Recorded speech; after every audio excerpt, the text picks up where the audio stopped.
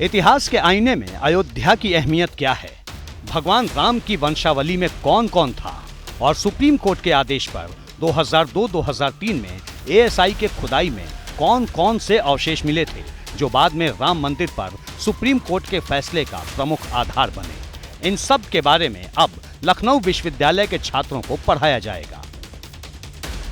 लखनऊ विश्वविद्यालय प्रबंधन ने यह फैसला नई शिक्षा नीति के तहत लिया है। लखनऊ विश्वविद्यालय ने अयोध्या को इतिहास के सिलेबस में शामिल किया है, जिसे बीए के छात्रों को चौथे सेमेस्टर में पढ़ाया जाएगा। लखनऊ विश्वविद्यालय के कुलपति प्रोफेसर आलोक राय का दावा है कि लोग अयोध्या का धार्मिक और आध्यात्मिक महत्व जानते हैं, लेकिन वैज्ञानिक और ऐतिहासिक महत्व नहीं जानते। अयोध्या को अब सिलेबस का हिस्सा बनाने से छात्र वैज्ञानिक महत्व भी समझ पाएंगे।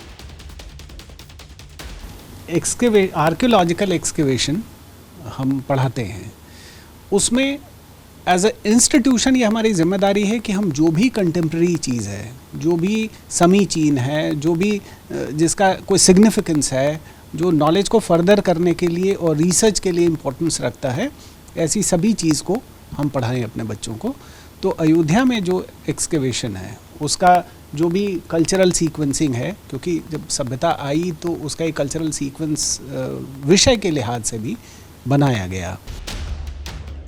छात्रों को बताया जाएगा कि अयोध्या का प्राचीन इतिहास क्या है, भगवान राम की वंशावली की जानकारी दी जाएगी। 2002-2003 में हुई एएसआई की खुदाई में मिले अवशेषों की जानकारी दी जाएगी। खुदाई में मिले अभिलेख, मोहरें, विग्रह और सिक्कों के बारे में बताया जाएगा। अयोध्या में 1862 से 2003 तक क्या क्या हुआ बताया जाएगा। हमारे यहाँ फील्ड आर्कियोलॉजी में ये एनईपी वाला जो एक प्रावधान आया था, तो उसमें सिलेबस को अपडेट किया हम लोगों ने। तो उसमें कुछ एक्सकेवेटेड साइट्स जो इधर रिसेंट में हुई थी उनको उसमें शामिल किया गया है। और जो हमारे यहाँ फील्ड आर्कियोलॉजी पेपर को पढ़ाने का जो एक तरीका है, हम लोग कल्चरल सीक्वेंस के हिसाब से चलते हैं फ्रॉम वेरी बिगनिंग, जहाँ से हमको नेचुरल सॉइल से चीज़ें मिलना शुरू होती हैं और अप टू अपर लेवल तक जिस तरीके से चीज़ें आती हैं। जो फाइंडिंग्स होती हैं वो रिमेन्स के रूप में भी हो सकती हैं, स्ट्रक्चर्स के रूप में भी हो सकती हैं। हम लोग अपने छात्रों को विभिन्न पुरास्थलों के माध्यम से किन किन कालों में आवासीय साक्ष्य मिले, कहाँ कहाँ मिले, इसके बारे में जानकारी देते हैं। चाहे वो हड़प्पा मोहनजोदड़ो क्यों ना हो, चाहे वो भीमबेटका जैसी पुरानी साइट है हमारी, चाहे वो हस्तिनापुर मेरठ में है।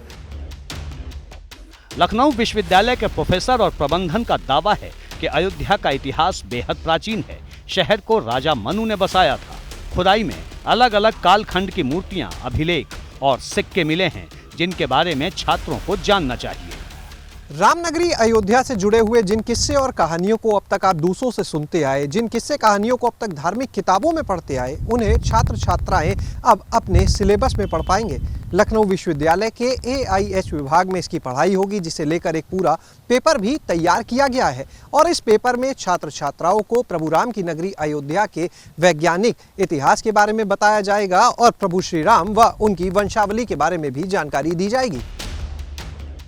हालांकि लखनऊ विश्वविद्यालय के इस फैसले ने भगवान राम के नाम पर राजनीति को रफ्तार दे दी है। समाजवादी पार्टी ने भाजपा पर चुभने वाला वार किया है। मर्यादा पुरुषोत्तम कहे जाने वाले भगवान राम उत्तर प्रदेश क्या पूरे देश के कण कण में है। हमें लगता है कि सिर्फ उनके बारे में शिक्षा ही नहीं दी जानी चाहिए, एक ऐसी शिक्षा का कार्यक्रम बनना चाहिए कि जो हमारी आने वाली नस्लों को बताए कि अब भगवान राम के नाम पर किसी गांधी की हत्या नहीं होगी। अब भगवान राम के नाम पर इस मुल्क को हिंदू मुसलमान में बांटने का काम नहीं किया जाएगा। अब भगवान राम के राज में जिस राम राज की कल्पना उन्होंने की थी, उस राम राज में किसी उन्नाव की बेटी के साथ गैंगरेप नहीं होगा। मतलब सपा ने लखनऊ विश्वविद्यालय के फैसले के बहाने कानून व्यवस्था और हिंदू मुसलमान का सियासी चैप्टर खोल दिया है। वहीं भाजपा लखनऊ विश्वविद्यालय के फैसले का स्वागत कर अलग ही संदेश देने में जुटी है।